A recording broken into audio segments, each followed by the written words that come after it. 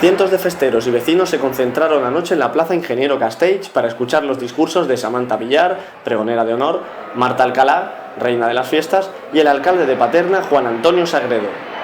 Els dies que venen són per a viure, per a sentir, per a somiar, per a mantenir les vostres senyes d'identitat, conservar-les i promoure-les.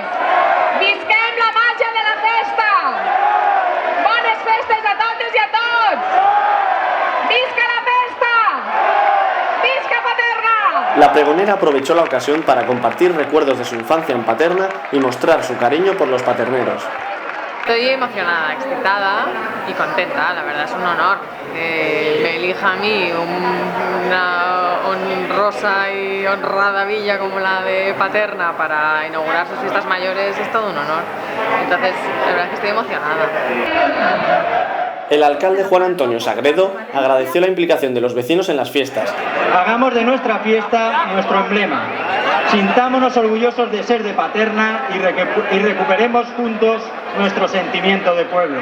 Porque sin todos y cada uno de vosotros, vecinos y vecinas, festeros y festeras, estos días de celebración no serían posibles. Con el tradicional acto del pregón dieron comienzo oficialmente las fiestas mayores de Paterna, que durante las próximas semanas llenarán Paterna de foc, festa y fe.